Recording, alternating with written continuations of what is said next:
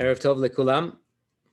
Welcome to the Erev Shabbos sermon, the pre-Shabbos sermon for Chayei Sarah. One time, there was the divorce proceedings, and after the proceedings were done, and the judges had watched the man hand his wife a divorce document, the get, he asked the judges if they could stick around to be witnesses at the chuppah, at the wedding ceremony. And right there, he asked his wife if she would marry him. She said yes. The judges said, "What's going on here? You couldn't stay married to each other. You divorced each other, but now you're getting married to each other again." And they looked at the judges and they said, for a second marriage, this shidduch is not bad. We find ourselves in this parsha, we find ourselves leaving our holy father Avraham Avinu, Abraham, the giant of all giants, the founder of the Jewish movement. You can't imagine monotheism, the sacrifice, the work he put in, amazing. In the last portion of Chayei Sarah, the last episode, tells the story of his passing and how he's buried by his two sons, Yitzchak and Yishmael. However, the episode just before that, the Torah tells us something about the biography of Avraham Avinu that's not well known. And it is the fact that towards the end of his life, he took a wife. It says Avraham went and married again, and he took a lady, and her name was Keturah, and she bore for him 6 sons. If you do a little mathematics, it's pretty clear that Avraham Avinu must have been around 140 years old. From the episodes that we're familiar with, yes? We can do the calculation and find he's about 140. Eliezer, the servant of Avraham, goes to find a wife for Yitzchak. Turns out it's Rivka, and when they're coming back, Eliezer and the bride Rivka, they encounter Yitzchak returning from the field. Where was he coming from? Says Rashi, from Be'er Lachai Roi, which is the hometown of Hagar, the former second wife of Avraham. What was he doing there? He was bringing her back to his father Avraham so that Avraham should not be alone in his old age. How old was Yitzchak when he married? 40. How old was Avraham when Yitzchak was born? 100. That makes Avraham 140 years old when he marries for the 3rd time. And those students who seek to find deep meaning in the lives of the patriarchs, they're going to ask this question. Why would Avraham, at the age of 140, who the Torah describes as old and on in days, a ripe old age, he already had married twice. He already had 2 children from his wives. Now, as he's an old man, he's taking a 3rd wife, and he has no less than 6 children with her. What's he looking for? What is he still trying to accomplish? Perhaps a bigger question than that is, how could he return to Hagar? How could he bring Hagar back into the house, the lady that Sarah had such an issue with, the lady that Sarah threw out of the house? How could he bring her back? Keturah, the name of this lady, this simple explanation is that she's a 3rd person. She's not Hagar. The name Keturah implies, Rashi says, the name Keturah implies a lady whose deeds are perfect, delightful, righteous, as pleasant as the incense offered in the temple.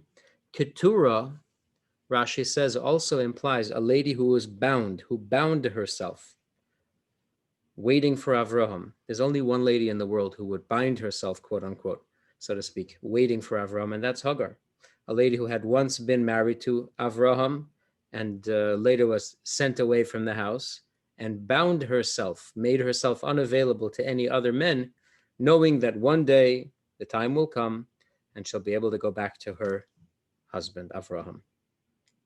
And that's Hagar. And any sensitive heart has to ask this question, what's going on here? How could Avraham do this to his wife Sarah? Not only that, Hashem commanded Avraham, whatever your wife Sarah tells you to do, listen to her. And now all of a sudden Avraham is deciding he's not listening. He's ignoring Sarah's advice, he's ignoring Sarah's command, and he's bringing Hagar back into the house. And perhaps most troubling of all is that all this takes place under the header, the life of Sarah. The name of this Torah portion is the life of Sarah. This is the life of Sarah. Seems to be the opposite. So obviously we have to understand the deeper meaning of the opposition that Sarah felt towards Hagar, so that we can perhaps shed additional light on this final episode that we are told about the life of Avram, where he brings her back into the house. So first of all, it's important, it would be appropriate to remember who Sarah Imenu, our matriarch Sarah, who she was. Sarah was a holy person, a pious person, a righteous person. So righteous, she was kidnapped twice by various kings, and they were rendered immobile because of her, paralyzed because of her. About her, it says, Hashem says to Avram, the most feminist statement in the whole Torah, perhaps in the whole world. Anything that she says to you, obey. Anything. About the education of your children, about your finances, about what job you're going to take, about what city you're going to live in, everything she tells you to do, you listen. And Rashi even says that in terms of prophecy, Sarah outdid Avraham in her prophetic ability. So then, if that's the case, what's the meaning of the story at the end of the parsha when Avraham takes Keturah or Hagar back into the house? So the Lubavitcher Rebbe puts together a mosaic that illustrates the difference, the fundamental difference between the life mission and worldview of Avraham and Sarah. And it's based, the key to this difference is based in an enigmatic, mysterious story from the Gemara. There was a rabbi called Rabbi Bano, who for a while worked around the Holy Land of Israel to mark grave sites for the sake of purity, so that people who are pure should not walk over graves accidentally and thereby become impure. So he was measuring and measuring, and he went to various areas, various regions, and he marked out everything, particularly the famous and holy people. And he marked their graves and put, sometimes he put markers all around, he put signs. At one point, he came to the cave of the patriarchs, Miara Samach Pela. And he wants to measure out where are the graves of the holy couples that are buried there. And because of his saintliness, he had permission to enter. Because of his saintliness, he had the ability to divine where the graves were. And as he approaches the cave of Avraham and Sarah, he sees the visage, he sees a vision of Eliezer, the servant of Avraham, standing at the gate, preventing him from entering. You cannot go in. So Rabbi Bano, he says to Eliezer, the servant of Avraham, what are they doing in there that you have to protect their privacy? And Eliezer, servant of Avraham, says, Avraham is laying in Sarah's arms, and she is examining his head, his hair, like checking for lice. Rabbi Bano says to Eliezer, servant of Avraham, go tell my parents that their son Bano is waiting at the door and I want to come in.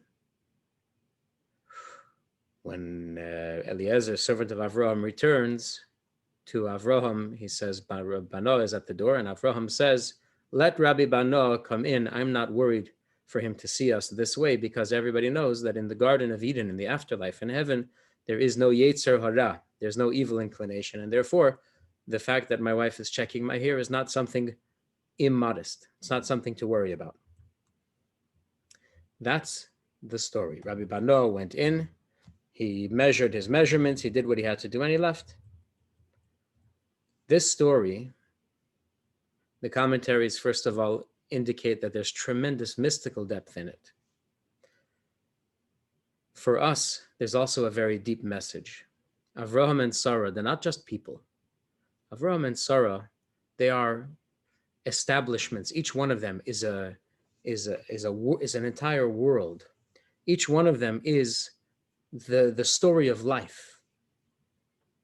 They are the founders of a movement of humanity that is meant to spread and emphasize a recognition of the creator of the world. Avraham and Sarah, they are the engines, they are the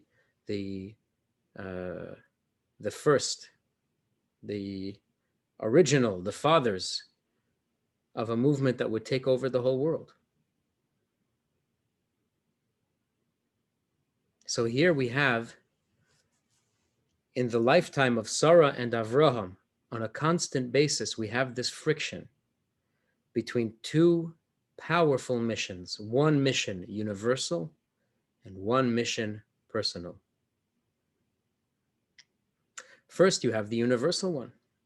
Avraham is bent, he sees it as his life's mission to provide knowledge of the Creator to every member of humanity. And the best way to do that, the best way to spread the message and implant it in every nation worldwide is to have children who will carry on your message, who will grow up in your house hearing this message. They will eat dinner with this message. They will wake up in the morning with this message. They'll live it and breathe it. Well,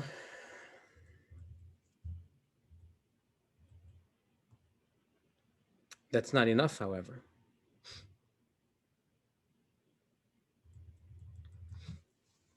In addition to that, there has to be a group of people that will lay down their lives for this. They will be devoted to this till the core of their beings. And this is where you see the different directions of Avraham Avinu. The universal approach is to spread the message far and wide, perhaps a little bit less depth. The personal message is to create soldiers, to create activists that will give their whole soul and their whole life for this mission. They will wake up in the morning and they'll say Muda Ani. They will wash their hands. They will run to shul and put on their tefillin.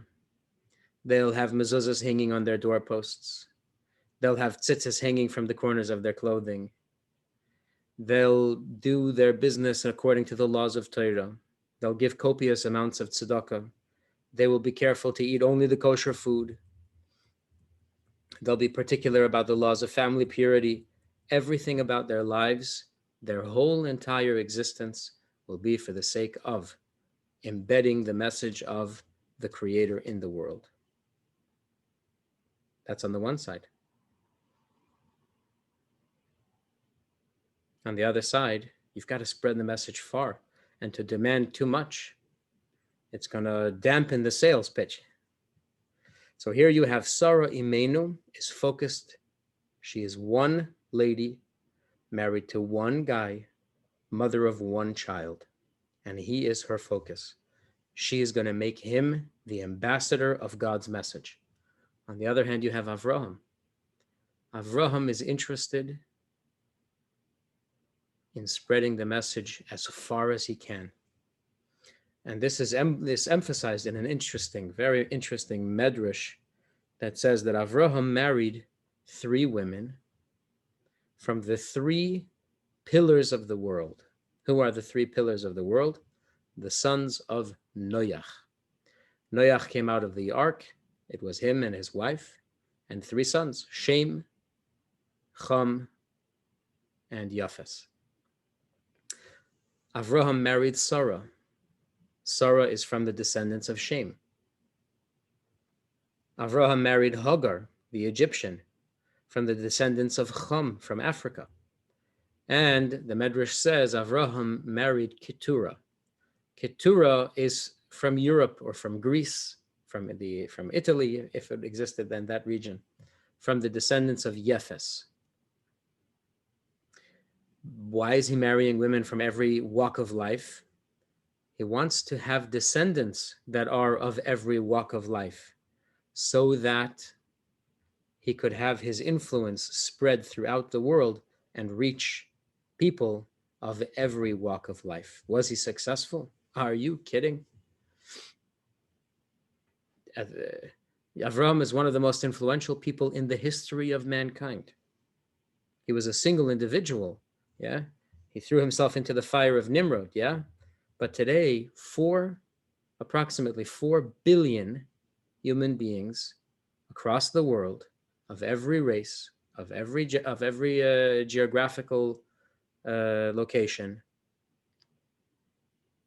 consider themselves students of the message of Avraham. You have the Jewish people, and you have the Muslims and the Christians. They all believe the faith of Abraham. That's the common denominator between them all.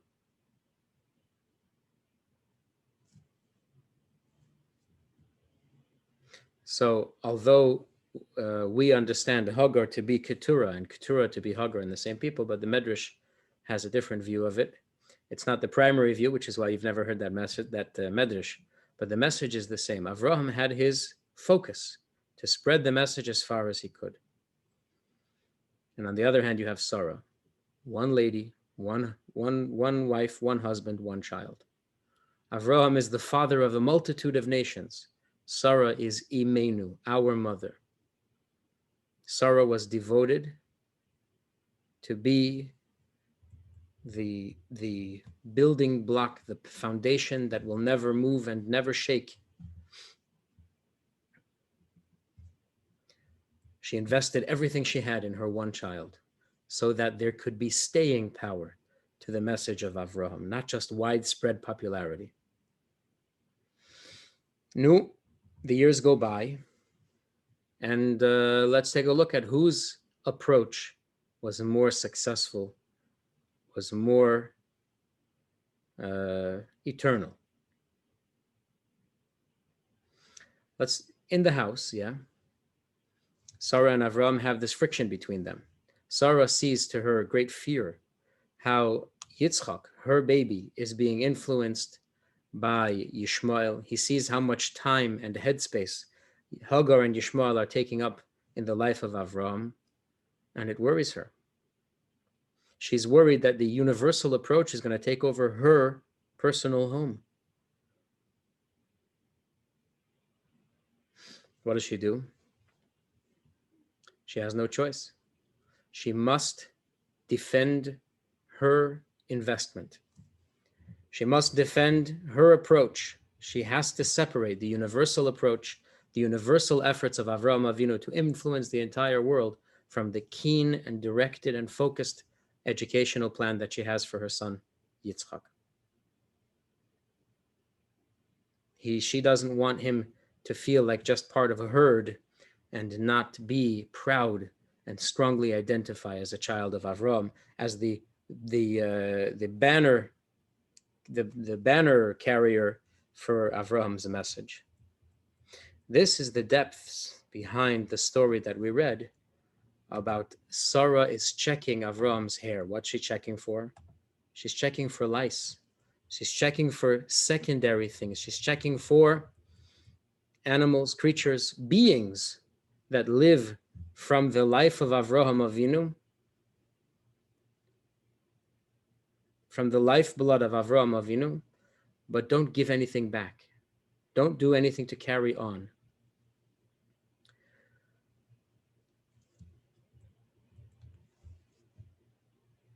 Sarah removes the secondary distractions, the secondary investments from Avraham Avinu's life, and it helps Avraham Avinu to invest strongly in his firstborn, in his primary son and his primary heir, Yitzchak.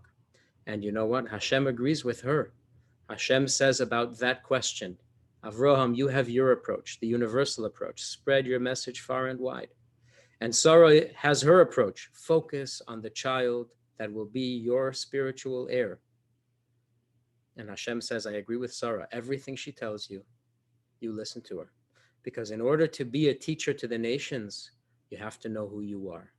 You have to be proud and comfortable in your uniqueness, in your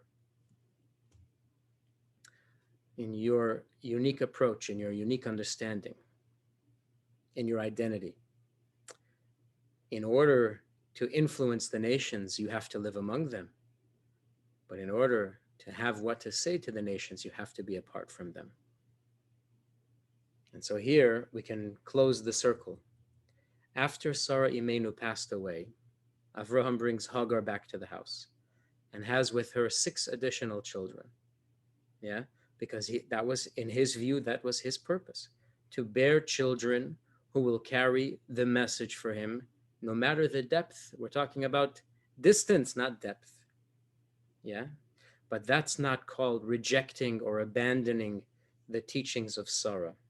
In fact, at the very, very end, the punchline of the story is Avraham marries Hagar, has the 6 children, and then when they are adults, he gives them gifts, which we know are spiritual gifts and material gifts, and sends them away from his son Yitzchak. Here, Avraham is testifying, emphasizing, Yitzchak is my son and spiritual heir, and the others will carry forward my message in whichever manner they can. This makes this episode fit so perfectly to the title, The Life of Sarah. This was Sarah's teaching. This was Avraham Avinu obeying the message of Sarah's laser sharp focus on their son Yitzchak.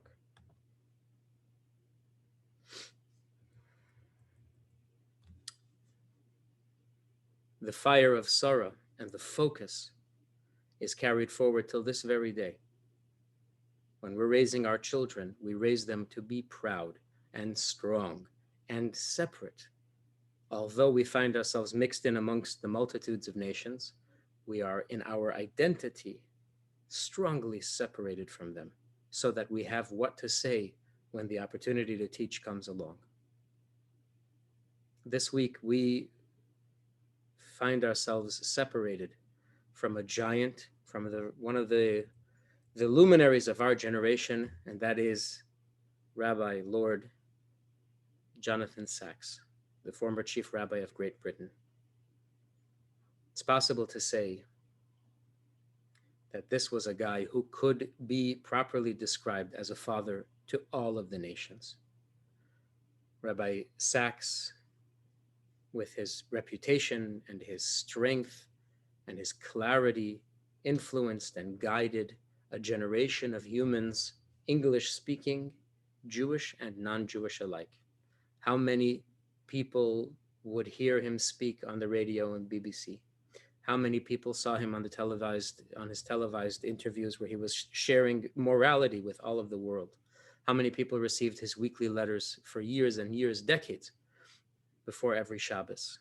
Anybody who did recognizes that this man was a powerful leader and the voice of morality for far more than just the Jewish people in Great Britain.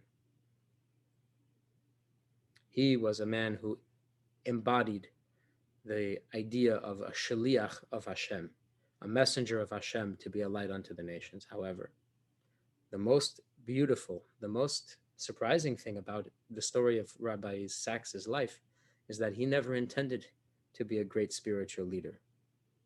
As a student in Cambridge, he was going to be a doctor, a lawyer, or a professor. I don't remember exactly what his options were. He was going to be an academic or a lawyer or something. A professor of philosophy, maybe. And he's told the story so many times how he visited the Rebbe as he was journeying, traveling the world, interviewing leaders. He visited the Rebbe and he expressed to the Rebbe his doubts. And the Rebbe rejected all three options. The Rebbe said in Great Britain there is a dirge, there's a dearth of rabbinic leadership.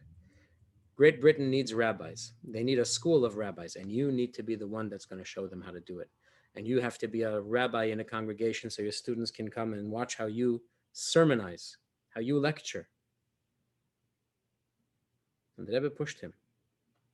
He had no interest in being a rabbi. He was going to be something else. Turns out he joined a college, a seminary for rabbis in London, in Great Britain. Soon he became the head of that college. He was appointed as a rabbi in a congregation, and soon he became chief rabbi of the whole British Empire. And on top of that, he was also named professor, and he was also named doctor and honorary, all the things that he had wanted, that the Rebbe told him no, he got them by doing what he wasn't interested in. By doing his true calling, he achieved all of his secondary interests as well. To the point where Rabbi Sachs himself said that the greatest message of his life was, sometimes the best way to achieve the things you want is to stop chasing them and let them start chasing you. Obviously, most of us are not blessed with the talents of Rabbi Jonathan Sachs. However, that doesn't mean we can lay down and retire. Each of us, wherever we are, we have to be at least a symbol of Judaism and Torah's message to the whole world around us. And I want to confess something about what I'm feeling right now. For the first time since going on Shlichus 11, 12 years ago,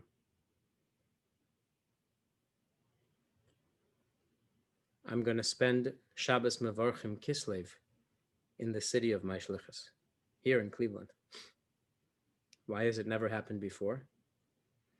Because usually on this Shabbos, I'm away in New York, in Crown Heights, with all my fellow Shluchim, to get re-energized and pumped up for the Shlichus, for another year of exciting work. No, Hashem has other plans this year. The International Kinus HaShluchim is happening internationally, where every Shliach is home, and we get together on Zoom to watch the sessions and to hear advice and share experiences and get encouragement and inspiration. Why was Hashem want it this way? I don't know. Perhaps the purpose is that this Shabbos, this year, after all the upheavals, Hashem is finally telling us, hello, me, Shmuley Friedman, and you, each of you, and all of us here in Cleveland and wherever we are in the world, we have to spend the Kinus HaShluchim together, and we have to have our own Kinus HaShluchim, where each of us and all of us have to commit to the idea of shlichus. And we're not talking about a lot. We're not talking about raising funds. We're not talking about making programs. We're talking about acknowledging, recognizing that you are a symbol of God's message, of Avraham Avinu's message, of Torah's message. Wherever you go, wherever you're doing, whatever your occupation, even in your downtime, you stand as a powerful symbol of the life that the Torah wants a person to live. And an example of that is, we spoke about David Chase a couple of Shabbos ago in Shul. And another interesting thing happened to him, actually, that he was called as to lead a group of people, of businessmen, to try to accomplish the rebuilding of the Jewish communities in Poland. And the Rebbe called him and asked for a favor. What was the favor? The Rebbe said, for my birthday, I usually don't ask for a birthday gift. A person, you're not supposed to ask for a birthday gift, but I'm asking for a birthday gift. For my birthday, I want you to buy a pair of tefillin for yourself and to start putting them on every single morning. And David Chase accepted this. He purchased his tefillin and he put them on every single weekday morning. He actually had two pairs of tefillin, a few pairs of tefillin. He had one for his house, he had one for his office, he had one for his car. So he should never miss a day of wearing tefillin. When he was called to lead this group in trying to rebuild the communities of Poland, he was on the airplane together with a lot of professionals from various backgrounds. And he sees the sun comes up as he's looking out the airplane window, or it was time to put on tefillin. And he excused himself and he found a corner of the airplane and he put on his tefillin and he davened.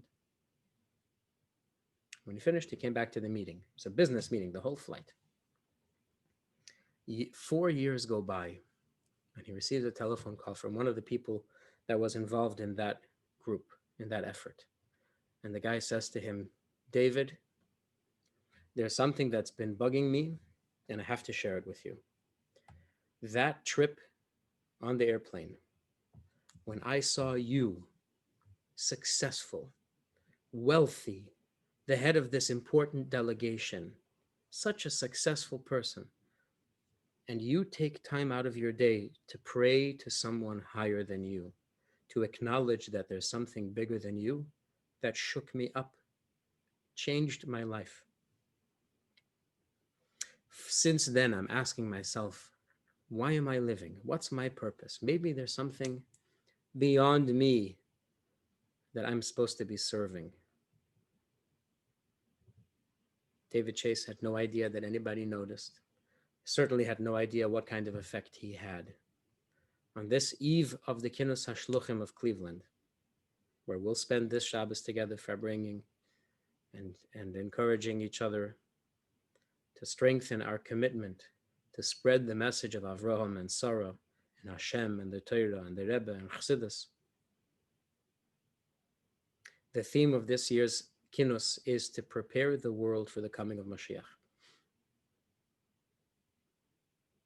We must strengthen ourselves ever more in our commitment to fulfill the Rebbe's mandate, to spread the word of Torah, to spread the message of preparing the world for Mashiach, so that Hashem will finally give in and send us the long-awaited redemption through Mashiach Tzidkenu himself. Good Shabbos, and thank you for joining.